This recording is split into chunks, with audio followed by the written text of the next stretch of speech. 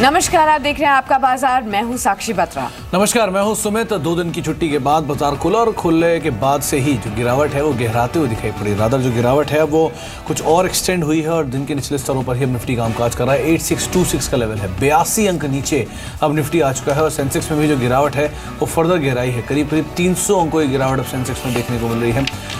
Nifty 8650 के नीचे लुढ़का और अब 8600 रादर उसकी तरफ निफ्टी जा रहा है। और जो गिरावट है ये इनफैक्ट एशियन मार्केट से ही एक्सटेंड हो रही है। कुछ देर पहले जब एशियन मार्केट्स में कामकाज फ्लैट हो रहा था, लेकिन उसके बाद गिरावट गहराई। हैंगसेंग करीब 1.5% नीचे, निकेई में भी करीब आधा फीसदी गिरावट। तो मोर और लेस जो एशियन मार्केट का फॉल है वो कैरी फॉरवर्ड हो रहा है इंडियन मार्केट्स के अंदर। प्लस जिस तरह की गिरावट जो कि नंबर्स आ रहे हैं, फिर जिस तरह की अटकलें लगाई जा रही हैं, उसके बीच भारतीय बाजारों में कुछ बिकवाली देखने को मिल रही है। हालांकि इंडसइंड बैंक के नंबर्स अच्छे थे, नंबर्स का रिएक्शन पॉजिटिव है। करीब 1.5% के आसपास की बढ़त इंडसइंड बैंक में जरूर देखने को मिली शुरुआती कारोबार के अंदर। ग्रुप फाइनेंस भी करीब आधा % से 1% के आसपास बढ़त साथ खुला, लेकिन ब्लू डार्ट के खराब नंबर थे, उस पर एक रिएक्शन मार्केट ने नेगेटिवली दिया। करीब 2% नीचे ब्लू डार्ट का शेयर शुरुआती ट्रेड के अंदर कामकाज कर रहा था। कुछ सेक्टर्स जहाँ पे काफ़ी ज़्यादा बज़ है उनके ऊपर नज़र डालें तो उसमें आज फाइनेंस, रियल्टी, बैंकिंग, मेटल, ये वो के सेक्टर यहाँ पर तेज़ बिकवाली है। आप देख भी पा रहे हैं रियल स्टेट स्पेस आपके सामने है, 1.5 से लेकर 2.5% तक की गिरावट यहाँ पर देखने को मिल रही है। इसके अलावा मेटल एक और ऐसा सेक्टर है। बैंकिंग करीब 2.5 से लेकर 5.5% तक की गिरावट यहाँ पर देखने को मिल रही है। रादर जिन शेयरों में पहले एक अच्छी तेज़ी थी, जैसे J&K बैंक, उसमें सबसे ज़्यादा मुनाफा वसूली है, 5.5% नीचे कामकाज कर रहा है। मेटल शेयर आपके सामने है, करीब हिंदुस्तान जिंक 3% नीचे, हिंडाल्को, नाल्को, साथ वेदांता करीब 1.5 से 2% तक की गिरावट यहाँ पर भी देखने को मिल रही है। और उसके अलावा टेलीकॉम शेयर भी काफ़ी हद तक बिकवाली के साथ ही हैं। इसमें ऑन मोबाइल ग्लोबल 4.5% नीचे, लेकिन बाकी शेयरों में हमने डाला तो भारती करीब 1.5% है, आइडिया में करीब जवाब देखने को मिल रहा है। OMCs थोड़ा सपोर्ट मार्केट को जरूर कर रहे हैं, लेकिन बहुत ज़्यादा बाइंग नहीं है। लोअर लेवल से स्ट्रॉन्ग बाइंग जरूर कह सकते हैं। जैसे आप SPCL, IOC, BPCL तीनों में खरीदारी है। ONGC में भी कुछ रिकवरी लोअर लेवल से जरूर आती दिखाई पड़ी। पेपर शेयरों में शुरुआती दौर में एक अच्छी तेज़ी थी, लेकिन अब कारोबार जो है मिला जुला है। JK पेपर करीब आधा फीसदी ऊपर है, SSI करीब 1.5% ऊपर है, स्टार पेपर 8% ऊपर कामकाज कर रहा है। तो सेलेक्टिव शेयरों में कुछ बाइंग जरूर देखने को मिली है। चीनी में लगातार दबाव है, करीब 2% की गिरावट चीनी शेयरों में देखने को मिल रही है। एब्सोल्युटली। चलिए इसी के साथ शुरुआत कर लेते हैं आपका बाजार के इस एडिशन की। बाजार में ज़रूर कमजोरी है, लेकिन हमारे साथ आज के इस सेशन में जुड़े रहेंगे 2 जानकार। राजेश अग्रवाल जी होंगे और साथ ही होंगे धवल पी व्यास, जो कि बाजार में इस गिरावट में कहाँ सपोर्ट ले सकते हैं आप, वो ज़रूर बताएंगे। सवाल पूछने का तरीका बेहद आसान है। आप सवाल पूछ सकते हैं हमारे साथ। SMS के जरिए जुड़िए और SMS में आपको शेयर लिखना है, हमारा कीवर्ड है, अपना सवाल लिखना है और भेज देना है 57575 पर। आप हमें कॉल भी कर सकते हैं, हमारी टोल फ्री लाइन खुल चुकी है 180018035545। इस पर आप कॉल करके अपने सवाल पूछें। साथ ही ऑल्टरनेट लाइन है 012042582237। आप हमें व्हाट्सएप के जरिए भी अपनी क्वेरीज भेज सकते हैं। व्हाट्सएप का नंबर आपकी स्क्रीन पर फ्लैश हो रहा है, जिसके जरिए आप अपनी क्वेरीज भेज सकते हैं। और आज से आपका बाजार फेसबुक पर भी है। जी हाँ, आप भी अपने सवाल पूछ सकते हैं फेसबुक के जरिए। फेसबुक का जो लिंक है वो आपकी स्क्रीन पर फ्लैश हो रहा है, facebook.com/zbusinessonline पर आप सवाल हमारे साथ पूछ सकते हैं। और जल्द ही फेसबुक लाइव भी होने जा रहा है आपका बाजार, तो आप जुड़े रहिए सोशल मीडिया के जरिए, फोन लाइन्स के जरिए और हमसे अपने सवाल जरूर पूछिए। इसी के साथ सवाल जवाब के सिलसिले को आगे बढ़ाते हैं। हमारे साथ आज के पहले दर्शक फोन लाइन पर मौजूद हैं। मुंबई से ललित जैन हमारे साथ फोन लाइन पर है। नमस्कार मिस्टर जैन, पूछिए। हेलो जी मिस्टर जैन बताइए। हेलो मैम, मेरे पास यूको बैंक है 500 तो उसको क्या करना है? आपका नजरिया क्या है? लॉन्ग टर्म के लिए आप यहाँ पर बने रहना चाहते हैं। चलिए ठीक है, आपको राय दिलवा देते हैं। हमारे साथ राजेश जी जुड़े हैं। Good morning to you Rajesh. इनका सवाल यूको बैंक पर है। 500 शेयर्स हैं 43 के लेवल्स पर, फिलहाल इनको नुकसान हो रहा है। 36.50 का लेवल है इनका करंट देखने को मिल रहा है। क्या सलाह होगी आपकी तरफ से? देखिए, चूंकि इन्होंने कहा है कि इनके लंबी अवधि का नज़रिया मैं कहूँगा कि बने रहे हैं स्टॉक में। हालांकि पूरे PSU बैंक में उतना मजबूत स्टॉक नहीं है, फिर भी इन लेवल्स में डाउनसाइड बहुत कम बचता है और 42-43 के आसपास जब आए तो वहाँ पर एक बार निकल जाए तो बेहतर होगा। स्विच कर लें किसी दूसरे PSU बैंक में, जैसे कि सिंडिकेट बैंक, देना बैंक, ये होते हैं। उस टाइम में 42 रुपये के आसपास जब आए बेच के स्विच कर लें। जी, तो आपको राय दी गई है कि अगर कोई भी तेज़ी मिलती है 42 रुपये के आसपास, 43 रुपये के आसपास आए शेयर, तो आप यहाँ से निकल जाएं और स्विच करें, किसी और शेयर में आप निवेश कर सकते हैं, ये आपको बताया गया है। बातचीत करें कुछ और दर्शकों से भी। हमारे साथ राधा जो दूसरा सवाल है वो राकेश का है, दिल्ली से मौजूद भी हमारे साथ राकेश। राकेश जी नमस्कार। हाँ जी नमस्कार। नमस्कार राकेश जी, क्या सवाल है, पूछिए। सर मेरे पास में ना अपने SBI के 400 शेयर हैं, ओके 175 के, ओके एंड अशोक लीलैंड के 200 शेयर हैं 54 रुपीज के हिसाब से। चलिए, दोनों में नजरिया क्या है आपका? लॉन्ग टर्म है सर। और अभी एक और है मेरे पास में जिसमें हमने पंजाब नेशनल बैंक 200 लिए 79 के। चलिए राजेश, इनका सवाल एक तो PSU बैंक्स में SBI PNB दो नाम इन्होंने लिए और अशोक लेलैंड, इन तीनों ही शेयरों पर आपकी राय? देखिए सुमित, मैं कहूँगा तीनों में बने रहें, तीनों ही अच्छे स्टॉक चुन रखे हैं आपने। एक एक करके अगर लूँ तो SBI की अगर बात करें या PNB की बात करें तो लॉन्ग टर्म में PSU बैंक में हमारा नज़रिया तेज़ी का है, क्योंकि हमारा ये अनुमान है कि जो भी NPA की दिक्कतें थी वो ऑलरेडी सॉल्व हो चुकी है। अब यहाँ से थोड़ी सी भी इकोनॉमी में सुधार होता है या ब्याज दरों में जैसे ही कट आ चुका है और आता है, तो इन सब स्टॉक्स में बहुत अच्छा सुधार देखने को मिलेगा। बिल्कुल बने रहे। अशोक लेलैंड में इस महीने के आंकड़े थोड़े से खराब आए थे, लेकिन अगर आप देखें तो JNRM से जो उनको ऑर्डर्स मिले हुए हैं, बसेस के जो ऑर्डर्स हैं, उन सब चीज़ों के मद्देनज़र लॉन्ग टर्म एक अच्छा नज़रिया रखा जा सकता है। तीनों ही स्टॉक में बने रहने की सलाह रहेगी। जी बिल्कुल, तो SBI PNB और अशोक लेलैंड तीनों पर ही आप अपनी पोजीशंस को होल्ड कर सकते हैं। लॉन्ग टर्म के नजरिए से स्ट्रॉन्ग अपसाइड भी यहाँ पर देखने को मिल सकती है। अगले दर्शक भी फोन लाइन पर जुड़े हैं। तरुण है दिल्ली से। नमस्कार तरुण, पूछिए। नमस्कार मैम जी बताइए। सर मेरे पास ऑर्चिड फार्म है जी, 1000 शेयर 62 के रेट पे।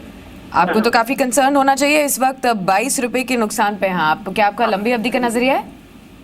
कम का नजरिया है।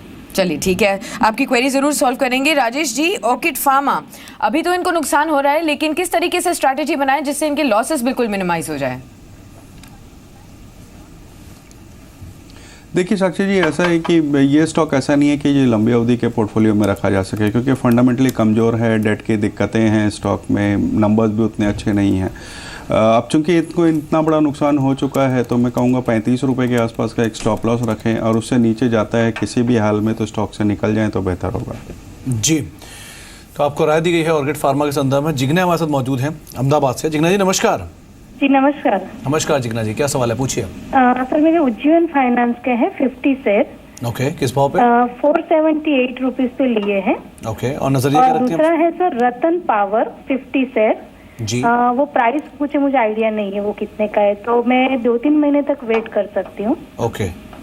राजेश, इनका एक तो सवाल उज्जीवन फाइनेंस पे है। हाल की लिस्टिंग है 478 रुपये, खरीदारी है, खरीदारी से ऊपर ही है, 400 नीचे ही माफ़ कीजिएगा, 450 के स्तरों पे कामकाज कर रहा है। 28 रुपये 29 रुपये पर शेयर घाटा हो रहा है। 50 शेयर इनके पास। और दूसरा इंडिया बुल्स पावर को लेकर भी इनका सवाल था, खरीदारी का भाव नहीं पता, लेकिन मतलब रतन पावर इसका नाम भी हाल में चेंज हुआ है। आप क्या राय रखते हैं दोनों शेयरों पर? देखिए मैं कहूँगा इंडिया बुल्स पावर, जो कि रतन पावर के नाम से जाना जाता है, एक बार निकल जाए तो बेहतर होगा, क्योंकि मुझे नहीं लगता कि अब यहाँ से बहुत ज़्यादा अपसाइड इसमें बचती है, अनलेस कि कोई बहुत अच्छे नंबर्स आ जाएं, तो एक बार निकल जाएं बेहतर होगा। उज्जीवन फाइनेंस में बने रहें। हालांकि वैल्यूएशंस स्ट्रेच्ड हो चुके हैं और जो दामों में इनके खरीदे वो थोड़े ऊँचे के भाव है, लेकिन जिस तरीके से लॉन्ग टर्म प्रोस्पेक्ट्स हैं उसमें स्टॉक में बने रह जा सकता है। और चूँकि इनका नज़रिया 2 से 3 महीने का ही है, तो कम से कम 420 का स्टॉप लॉस लगाना पड़ेगा इनको शॉर्ट टर्म के लिए, तो बट लॉन्ग टर्म के लिए स्टॉक अच्छा है। जी चलिए आगे बढ़ते हैं। पुणे से मंगेश घटे का ये सवाल आया है, ले लेते हैं। SMS के जरिए उन्होंने भेजा है सवाल। 125 शेयर्स हैं HUL के और प्राइस है इनका 950 रुपीज़ का। राजेश जी, HUL अभी इन स्तरों पर आपको कैसा लगता है, और 950 का इनका जो परचेज प्राइस है, अब इनको किस तरीके से आगे बढ़ना चाहिए? फिलहाल इनको काफ़ी नुकसान हो रहा है, 870 पर करंट प्राइस है। देखिए इन लेवल्स पे भी अगर आप देखें तो 40-45 के पी पे स्टॉक में फुल्ली वैल्यूड नज़र आता है। यहाँ से बहुत ज़्यादा अपसाइड की उम्मीद इस वक्त तो नहीं की जा सकती है। हालांकि पिछले तिमाही के जो नंबर्स आए थे वहाँ मार्जिन्स में थोड़ा सुधार होता हुआ नज़र आया था। कुछ हाई वैल्यू प्रोडक्ट्स इन्होंने ऐड किए थे, वहाँ भी अच्छी नज़रिया बना था। बट बहुत लंबी अवधि का नज़रिया रखना पड़ेगा। 950 रुपये के लिए मुझे लगता है कम से कम इन्हें साल भर रुकना पड़ेगा। अच्छा स्टॉक है, बने रहें और ऐड ना करें, लेकिन 950 के आसपास जब भी आता है निकल जाए तो बेहतर होगा। 950 के आसपास जब भी ये शेयर आए आप निकल जाएं। कंपनी अच्छी है, लेकिन हाँ बहुत ज़्यादा वैल्यूएशन स्ट्रेच हो चुके हैं कि एक बड़ा रनअप दिखा चुका है और बहुत ज़्यादा ग्रोथ नहीं, कंसीडरिंग जो कंपटीशन उसके आधार पर। चलिए बातचीत करते कुछ और दर्शकों से भी। हमारे साथ वसीम राजा हैं, दिल्ली से मौजूद हैं। वसीम साहब नमस्कार। जी नमस्ते सर। नमस्कार वसीम साहब, क्या सवाल है, पूछिए।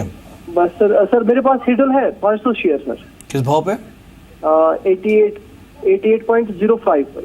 ओके राजेश, HDIL को लेकर सवाल है। 500 शेयर हैं, 88 रुपये 5 पैसे के भाव पे खरीदारी है, 79 पे इनकी मौजूदा स्तर है। आज रियल एस्टेट काफ़ी टूटा भी हुआ है, करीब 2% नीचे शेयर कामकाज कर रहा है। आपकी राय कहती है HDIL पर? देखिए सुमित, हमने हमेशा ये मेंटेन किया है कि जो रिटेल निवेशक है उसे रियल एस्टेट सेक्टर से एटलीस्ट दूर रहना चाहिए, क्योंकि वैल्यूएशंस के कई दिक्कतें हैं, कहीं पे कॉर्पोरेट गवर्नेंस की दिक्कत है, ब्याज दरों की दिक्कत है, इन्वेंट्री अपनी जगह बढ़ी हुई है। तो इन सब चीज़ों के मद्देनज़र मैं कहूँगा कि इसमें ट्रेडिंग का नज़रिया रखें, 75 रुपये का स्टॉप लॉस रखें और निकल जाए बेहतर होगा, और कोशिश करें कि रियल एस्टेट सेक्टर से दूर रहा जाए। जी चलिए आगे बढ़ते हैं, अपने अगले दर्शक से भी बातचीत कर लेते हैं। इनफैक्ट हमारे पास एक SMS आया है दिल्ली से ललित का, ये जानना चाहते हैं ल्यूपिन के बारे में। इनका सवाल ले लेते हैं। 500 शेयर्स हैं इनके पास, 1555 का इनका परचेजिंग प्राइस है, 1504 करंट प्राइस है और थोड़ा सा नुकसान इनको ज़रूर हो रहा है। 1% की गिरावट आज भी इस शेयर पर देखी जा रही है। राजेश जी क्या सलाह देंगे? बने रहने की सलाह दूंगा, बल्कि मैं तो ये कहूँगा कि जो नए दर्शक देख रहे हैं और लेने का मन बना रहे हों तो 1450 के आसपास अगर आ जाता है या 1475 के आसपास, मुझे लगता है एक बहुत अच्छी बाइंग लेवल हो सकती है, क्योंकि कंपनी के प्रोस्पेक्ट्स बहुत अच्छे हैं। मिड कैप फार्मा में एक उम्दा कंपनी है, बिल्कुल बने रहें स्टॉक में। जी एक फेसबुक के जरिए भी सवाल आया है, क्योंकि आप जानते हैं कि आज से आपका बाजार जो है वो फेसबुक पे है, और पहले दर्शक का सवाल भी है। काजी इस्लाम का सवाल पूछा गया है। लक्ष्य इन्होंने गीतांजलि जेम्स के लिए पूछा है अगले 6 महीने के लिए। राजेश, गीतांजलि जेम्स एग्जॉर्बिटेंट गेन पिछले करीब 1 हफ्ते के दौरान शेयर में आया है। 6 महीने का नजरिया रख के अगर गीतांजलि जेम्स में अभी पोजीशन बनाई जाए तो क्या राय रखते हैं आप, और अगर किसी का पुराना निवेश है तो वो क्या करें? देखिए सुमित, मैं कहूँगा स्टॉक में ट्रेडिंग का नज़रिया रखें। बहुत अच्छे मोमेंटम में स्टॉक है, 75 रुपये के स्टॉप लॉस के साथ इसमें ख़रीदारी करें। ऊपर में 98 रुपये का लेवल्स को देखें, और 98 अगर क्रॉस करता है तो 110 के लेवल्स आ सकते हैं। इन लेवल्स को मेंटेन करें, ट्रेडिंग पोजीशन रखें, लॉन्ग टर्म का नज़रिया ना रखें, बेहतर होगा। जी बिल्कुल, चलिए शॉर्ट टर्म के नज़रिए से आप यहाँ पर पोजीशन मेंटेन कर सकते हैं। अगले सवाल की तरफ बढ़ते हैं। दिल्ली से गौरव शर्मा हमारे साथ फ़ोन लाइन पर जुड़े हैं। मिस्टर शर्मा नमस्कार, पूछिए। नमस्कार जी, मेरे पास सन फार्मा की 250 शेयर्स हैं and I bought it on 789. Alright, चलिए 40 रुपये के आसपास का या अब 30 रुपये के आसपास का अभी कुछ नुकसान आपको ज़रूर हो रहा है, लेकिन क्या आपका लंबी अवधि का नज़रिया है? I'm looking for long term अभी। लॉन्ग टर्म पर्सपेक्टिव, ठीक है, आपको राय दिलवा देते हैं। राजेश जी, ल्यूपिन के लिए आपने लॉन्ग टर्म का नज़रिया अपनाने के लिए कहा, और खासतौर पर जो नए दर्शक हैं उनको फ्रेश निवेश की भी सलाह दी है। सन फार्मा कैसा लग रहा है अभी आपको? बिल्कुल बने रहा जा सकता है स्टॉक में, बहुत ही उम्दा कंपनी है। एरन बैक्सी के एक्विजिशन के बाद इनका पोर्टफोलियो भी बढ़ गया है। थोड़ी बहुत दिक्कतें शॉर्ट टर्म में हैं, जो कि मुझे लगता है कि शॉर्ट टर्म के लिए है, बट लंबी अवधि का चूंकि इनका नज़रिया है, बिल्कुल बने रहे स्टॉक में। 820 के लक्ष्य के साथ इस स्टॉक में बने रहा जा सकता है। जी, तो 820 रुपये के टारगेट्स के लिए आप बना सकते हैं। रिसेंटली बायबैक भी क्लोज हुआ है, 900 रुपये का बायबैक कंपनी ने दिया था। इस बीच एक बार ऑफशोर शेयरों पर नजर डालिए। Aban offshore, global offshore, dolphin offshore, duke offshore, इन सबके अंदर एक बाइंग आई है। अबान ऑफशोर जो कि दिन के ऊपरी स्तरों पे कामकाज कर रहा है, करीब करीब 2.5% की बढ़त है, 260 रुपये के स्तरों पे शेयर कामकाज करता हुआ 5 रुपये के आसपास का इजाफा इसमें अभी हुआ है। ज्यूएल ऑफशोर करीब 1% ऊपर है। डॉल्फिन ऑफशोर हालांकि फ्लैट है, लेकिन लोअर लेवल से करीब 4% की रिकवरी यहाँ पे आ चुकी है और अब 137.25 के स्तरों पे कामकाज कर रहा है। इसके अलावा ग्लोबल ऑफशोर एक और ऐसा शेयर है जहाँ पे बाइंग आ रही है। रादर ये सोमवार के सत्र से ही इसमें खरीदारी आई है सेकेंड हाफ से, और वो आज भी कैरी फॉरवर्ड होते दिखाई पड़ रही है। तो पूरी ऑफशोर स्पेस के ऊपर आपको नजर, यानी कि ड्रिलिंग स्पेस जो है उसके ऊपर आपको नजर रखनी होगी। एक और सवाल यहाँ पर आया है फेसबुक के जरिए ही। आईसीआईसीआई बैंक के शेयर हैं और लंबी अवधि का नज़रिया है। अरुण पांडे का सवाल आया है। धवल, सवाल आईसीआईसीआई बैंक पर है। 293 रुपये के भाव पर खरीदारी की गई है और करीब 245 रुपये का मौजूदा स्तर है। खरीदारी से करीब 50 रुपये नीचे ये शेयर कामकाज कर रहा है। क्या राय रखते हैं आप इस पर? हाय, गुड मॉर्निंग। देखिए, आईसीआईसीआई बैंक जो है कहीं ना कहीं लोअर हाई बना रहा है, negative pattern for short term, but overall अगर मीडियम टर्म पर्सपेक्टिव से देखें तो there is a good support around 230 को आप होल्ड करें full quantity with a stop around 225, और ऊपर में जो टारगेट है again 285 280 should be your target. वहां पे एक स्टिफ रेजिस्टेंस है, वो क्रॉस करना थोड़ा डिफिकल्ट रहेगा। तो थोड़ा दिन जो है कंसोलिडेशन का जो फेज है वो आएगा और उसके बाद जो है आप मूव फिर से स्टार्ट होगा। जी, तो बिल्कुल आपको यहाँ राय दी गई है कि आप मेंटेन कर सकते हैं अपनी पोजीशन को। 280 285 तक के टारगेट्स इजीली अचीव हो सकते हैं, लेकिन 225 का आपको स्टॉप लॉस मेंटेन करना होगा।